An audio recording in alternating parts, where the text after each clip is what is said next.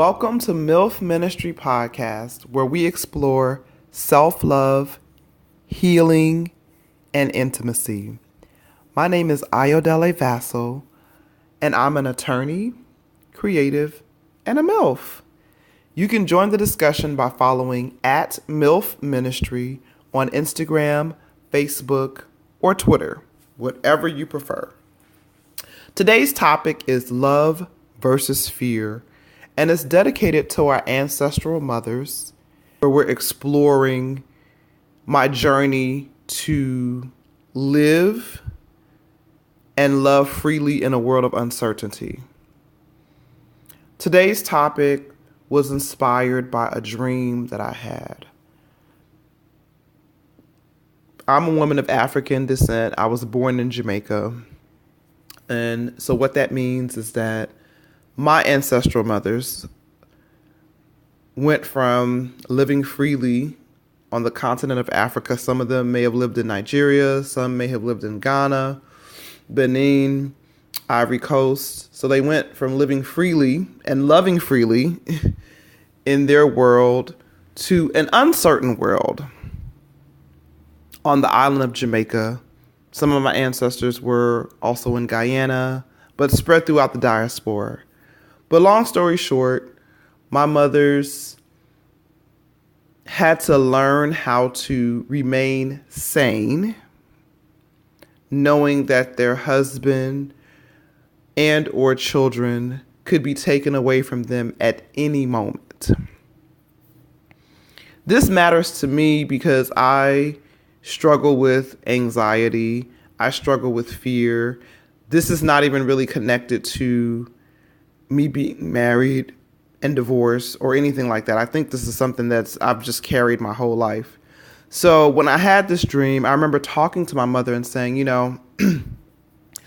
I wonder how much of this pain that I carry is something that could be considered generational, like just pain that you have that's unrelated to something that's actually happened in your life. So for example, I don't really like motorcycles. I've never been in an accident, nothing like that. But sometimes you may have a fear or phobia and you're like, I can't really identify what this is connected to.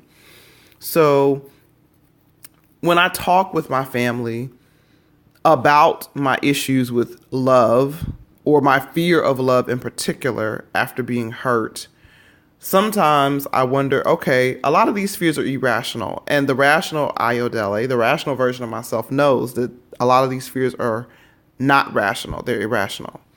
Yet and still, you struggle with it. You struggle with these particular feelings. Feelings of wondering if something is real, wondering if you're safe, wondering if it's okay to be vulnerable, wondering if loving anyone is worth it because you may lose them.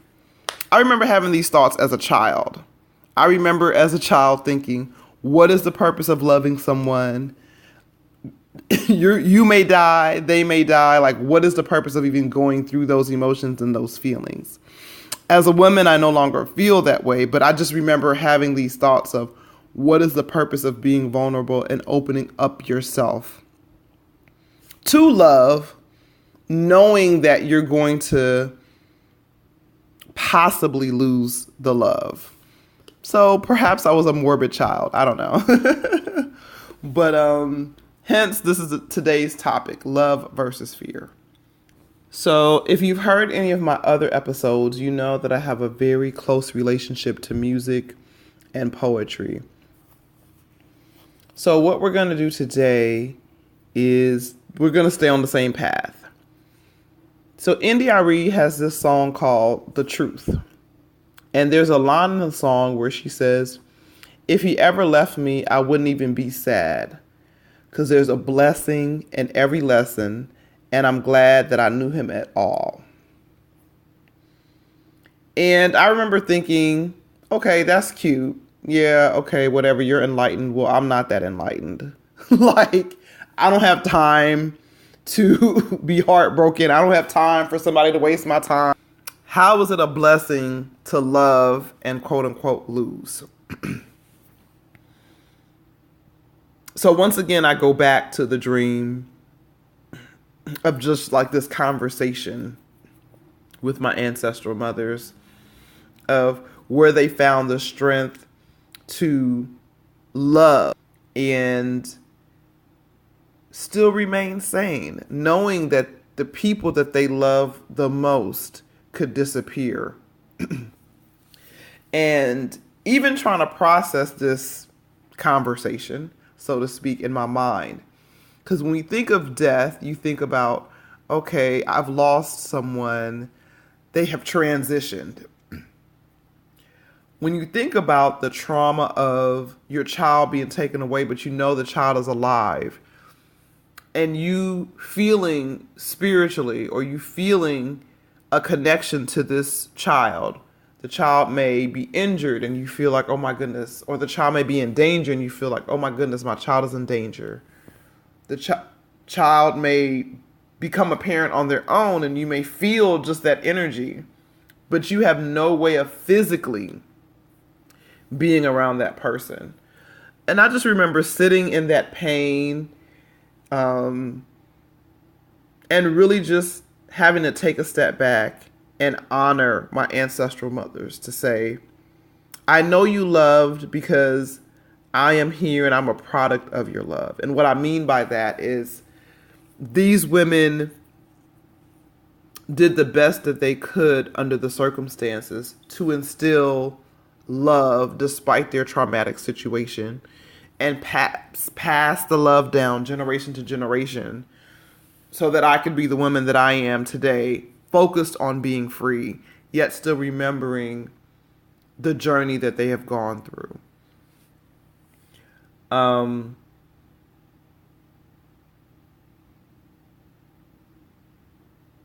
I'm quiet because to think about the sacrifice, to think about the pain makes me emotional. Every time I think about this, every time I try to have a conversation about it, I get extremely emotional to think about being a mother and, just being separated from my child artificially. It's just a very, very, very deep pain. And the same could be true for loving your husband and being separated from him artificially. So we can kind of push forward into the current topic or what I really want to talk about today, which is how do we handle that? How do I handle that? So if it's your first time listening, I am a woman who was married for about 15 years, or with the same man for 15 years, married for 11. And we have one daughter together. And we decided to get divorced I've been legally separated / divorced for 2 years.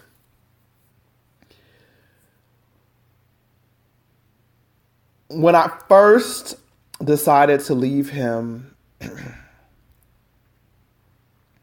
I remember thinking, okay, I need to find a second husband. Then I went through a phase of saying, okay, I just need to have sex and just, find a lover. But I absolutely do not want to have any feelings involved. I just want to have a friend. We have sex. We keep it moving. And in talking with a lot of women that I know, it's a similar emotion, and not even just women, because I talk with some of my male friends as well. But in talking with my friends, this was a very common emotion. So you love someone, you're with them for a very long time, you're hurt, and part of your protection or defense mechanism is to say, I do miss the intimacy of being with someone, and I want to be with someone, but the idea of like loving and being hurt again is just too much. Like, I just want to have sex and keep it moving. But like I said, today's episode is dedicated to love in spite of fear. And conversations in the dream world and conversations in the actual physical world about what does that look like in terms of, okay, anybody, even without this fear that I'm talking about on a, going back generations and looking at what my ancestral mothers went through, just on a day-to-day basis, you could be married and your husband can walk out the door and die in an accident. You can be a parent and something tragic can happen at school and you lose your child. Or not even just at school, but just something tragic could happen and you lose your child.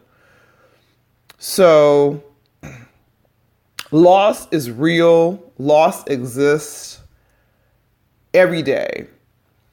But what I'm really focused on today is, I hate to say irrational fear, but it's almost like that's the best way I can say it.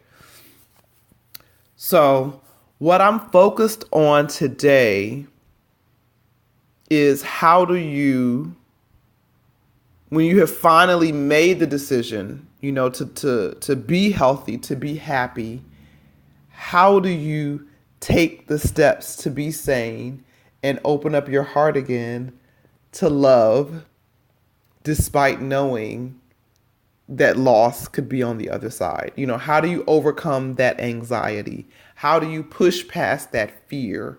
How do you step around the hurt that could be real because you have been hurt? How do you navigate the feelings of loss because you know what it is to lose? How do you love again when you feel like your heart has literally been shattered? One of the reasons why this whole conversation was very important is it got me to put my life in perspective and compare it to their life. So, like I said, they had to deal with unnatural trauma. And what I mean by unnatural trauma is someone at the switch of a hat could just say, oh, I'm selling your husband today. I'm selling your child today. No preparation, no nothing.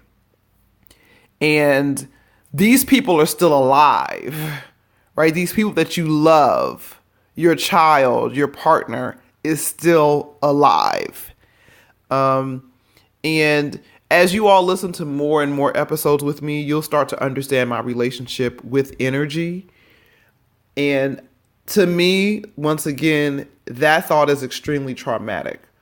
But in dealing with the thought of what I consider to be traumatic, it started to free my spirit up a little bit in terms of, okay, it's 2018. I live in Los Angeles, California. And yes, I may love someone again and lose them. However, I can call on the strength of my ancestral mothers to help me get through this. I can look at their bravery of deciding to live with love under these circumstances and say, my circumstances are far better than theirs are. So I too can be brave. That's a way to kind of wrap up the discussion and get to, my journey, 2018, in moving forward. So now we can talk about some of the practical things I did. And when I say practical, I mean, I know everyone that listens to the show may not understand when I talk about energy work. They may not understand rituals. They may not understand when I talk about dreams. If you have a Caribbean background, especially Haitian or Jamaican, or even if you were raised in the Deep South, you will understand that women of African descent have a very, very close relationship with their dreams. Dreams are almost law. Dreams supersede so many things in our culture that's kind of hard to articulate. You can ask around with the people that you know about if someone in the family dreams about pregnancy or death or a certain situation, a lot of times in your household, that was law and you had to move accordingly. So you weren't going to the party that night if your mother had a bad dream. And that just kind of was what it was. You know, dreams really, really matter. And for me in my life, dreams really do matter. I don't know how to explain this. So for me, dreams are very important. I don't want to say that they are premonitions because I think that's a big word, but my dreams do guide me. And a lot of times what will happen is I'll dream about something, may mention it to my mother or mention it to a friend, and then a couple of weeks later in talking, we'll be like, oh my gosh, you did have that dream. And, you know, it didn't happen exactly like you said, but, you know, the main points kind of unfolded or unraveled in a certain way to where you say, oh, wow, okay, this dream makes sense now. So that's the best way to describe it. My dreams kind of guide my journey here on this earth. And they're guiding this podcast discussion today. Some of the things I did to help myself on this path of really conquering fear and anxiety and embracing love again was I did a lot of work with affirmations. I did some work with identifying triggers. I took some time to forgive myself. I also gave myself permission to make mistakes. And we'll go through, you know, step by step some things that I did. But I just wanted to give you an outline of, I'm not just talking about the work. I actually had to physically do work. So now let's go to some of my favorite poems. So Naira Waheed has a poem that says, if the ocean can calm itself, so can you. We are both salt water mixed with air. And what this poem does for me is, you know, there are a lot of things that you'll see on the internet that say, you know, your hurt may not be your own, but your healing is your responsibility. And basically, that's the energy that I get from this poem. Yes, I may have been hurt in the past. My heart may have been broken in the past. But if I want to love again, it's my job to work on my triggers, to calm myself, to work through certain anxiety, certain fear, so that I can be ready to receive love again. That's my job. That's like, no man can come along and pour love into a woman that's not ready to receive it. It's just not going to work. So once you make that decision to say, okay, I actually do want to love again, you know, you have to start doing the work. And my story is a little funny because, like I said, I started out this year by saying, I just want to have sex. I don't even no love, no feelings, no nothing. And what happened is I started interacting with someone where the feelings just grow. The feelings appear. And that was terrifying. Mortifying to actually realize that you have feelings for someone, especially when you specifically set out to not have feelings. I was like, come on now. This is not what I'm trying to do. I'm just trying to have sex, get my orgasms, keep it moving. Having feelings or thinking about love or no one has time for that. This is too much. It's just too much. Anyway, life comes at you fast. And sometimes the very thing that you're running away from is what you run into. So what happened with me is fear and anxiety started to interrupt a friendship that was kind of flowing in a natural way. And once again, when you decide that you're ready to heal, just be prepared for all types of healing. So that's another part of my journey. I said I wanted to have fun, but I also said I wanted to heal. I didn't say anything about love, but honestly, love is a part of healing. And the most important love, obviously, is with yourself.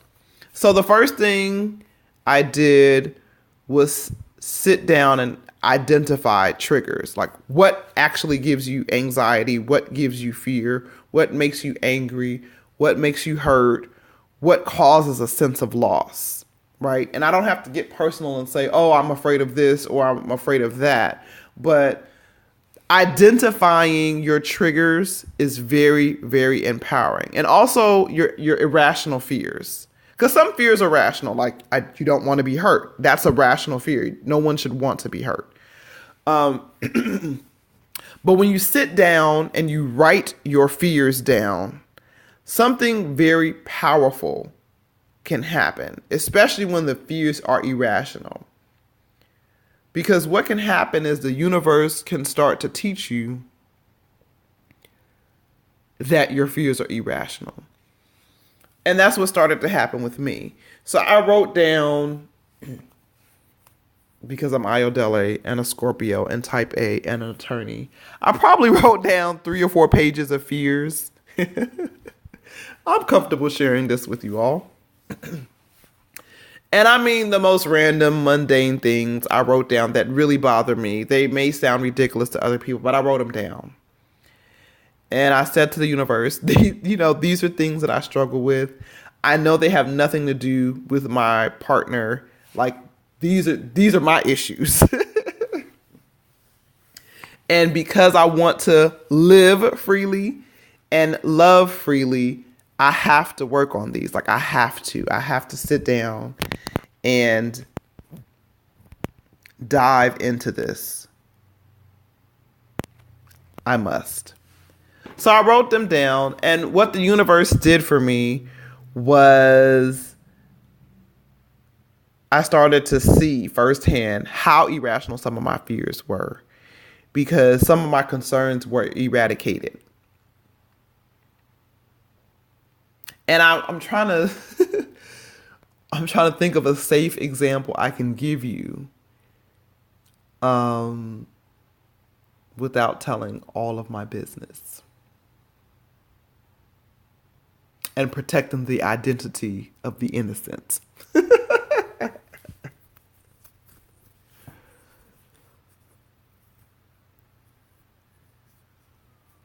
Okay, we'll do this. So one of my fears was I was very, very concerned with,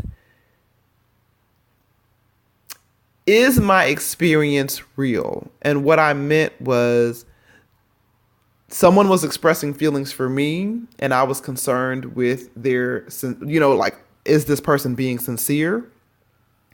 And I was also concerned with my feelings, like, okay, are your feelings real? And so I had a conversation with my godmother about just how I was feeling emotionally, the energy that was coming my way, the words that were coming my way, why it was making me feel uncomfortable.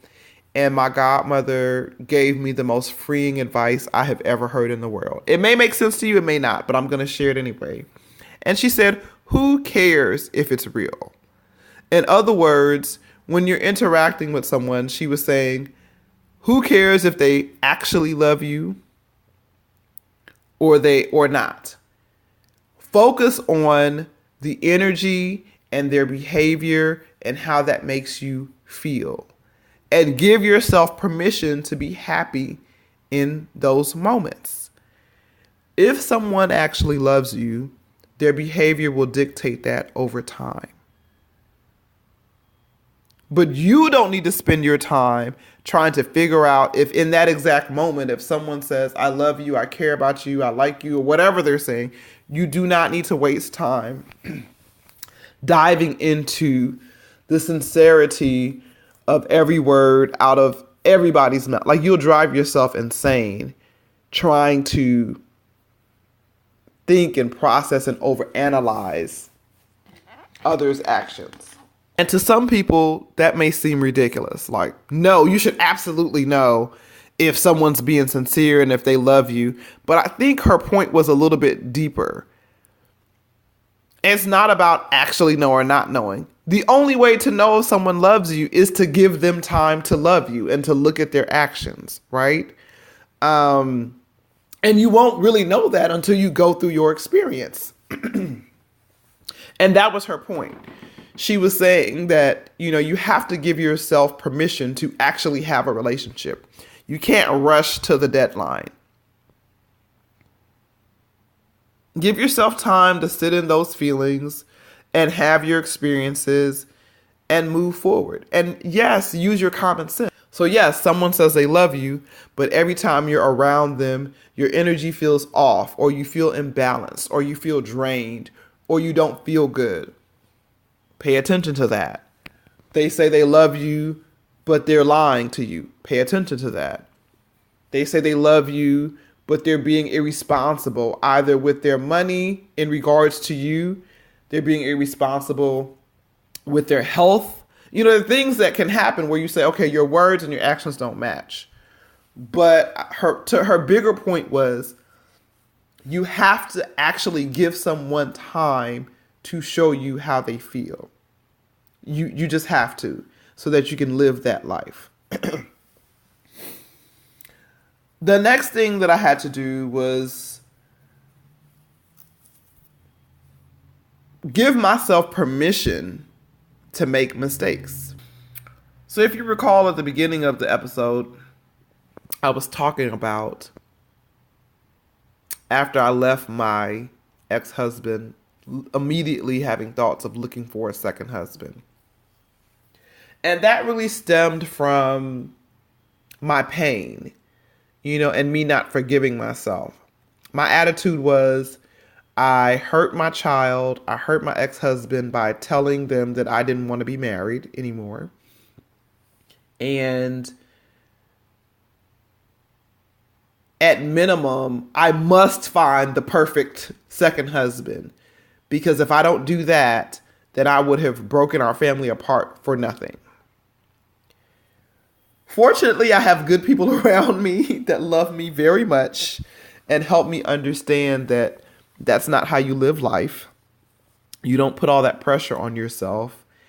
And you left your relationship for a number of reasons. And the best thing you can do for yourself and your daughter is to love yourself and focus on being happy. Because your happiness will be an example for her. Giving myself permission to make a mistake and forgiving myself, it really started to help me free my spirit, free my energy to live and love again. Just really, really live and be free.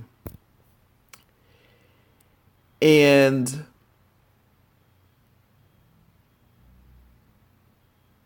going back to who this episode is dedicated to, it just really made me think about the sacrifices that my ancestral mothers made. I took a second to think about the journey of my ancestral mothers, the trauma that they went through, with the love, the decision to love. Because they could have chosen, I'm not going to get married, I'm not going to have children. Because I don't want to subject my children to a life of slavery. And here I am, this free woman. And I'm worried about something as trivial as, is this real? So it was really humbling for me. It was humbling and freeing at the same time. Because it let me realize that most of what I was dealing with was irrational fear. And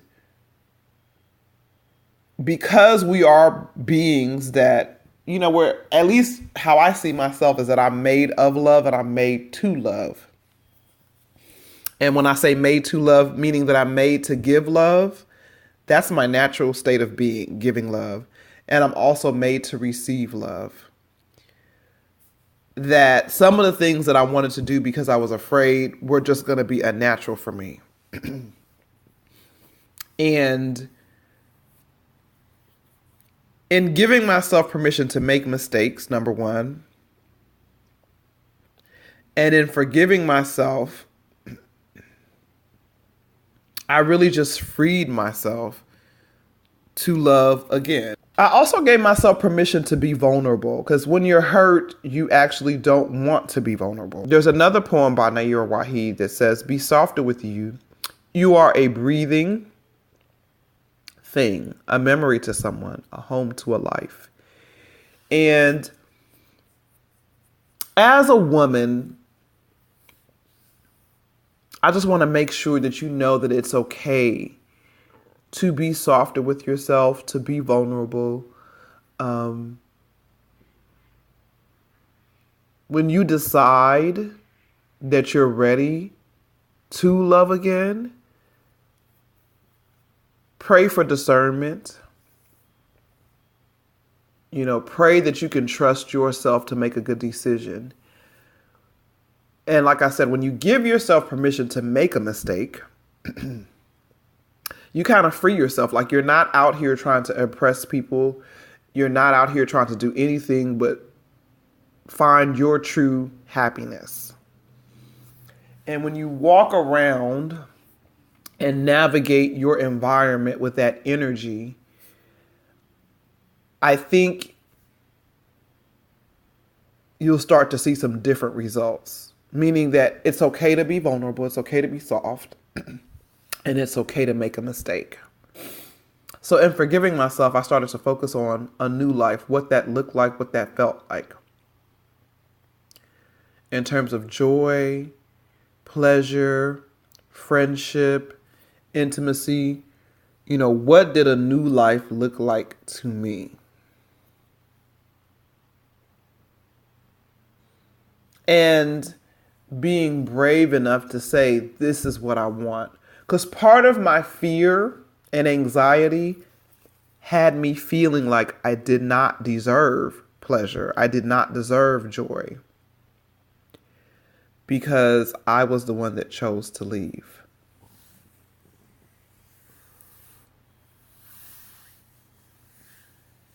So part of my forgiveness or forgiving myself, part of my forgiving myself was about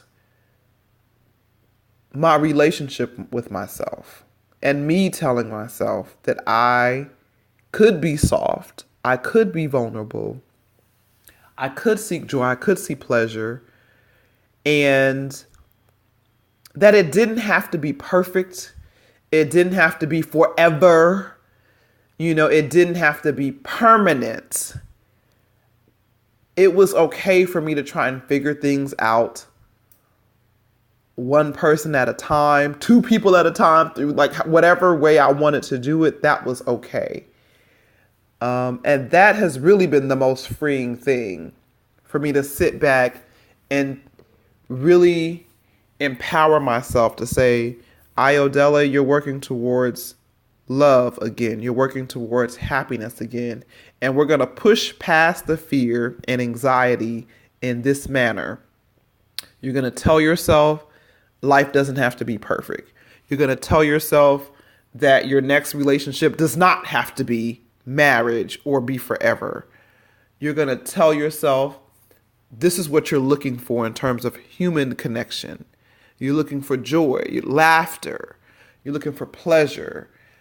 Emotional pleasure, sexual pleasure. You're looking for friendship. You're looking for intimacy. Intimacy, a lot of times to me, is non-sexual. It's about the secure feeling that you have knowing that someone cares for you, is thinking of you, their touch, their smile, a text from them, hearing their voice. Those things are very intimate and very pleasing to me. But telling yourself that you can have that and you can enjoy those moments and you can relish in it, you can thrive in it. So these are all things that really help to free me. And I just want to kind of circle back. So we started the episode talking about love versus fear.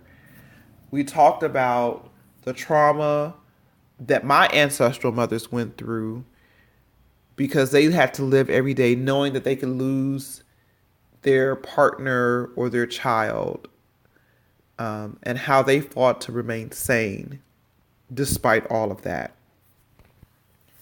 And for me, I took the energy of that trauma and the energy of their strength and transferred it to my personal issues with fear and anxiety in relation to loving any man ever again, no matter the length. I was just terrified of that concept. And then we went through the things that I did, like identifying triggers and forgiving myself and giving myself permission to be vulnerable and permission to make a mistake. So I hope somehow, some way that I can tie this episode together where it makes sense to you and is helpful to you.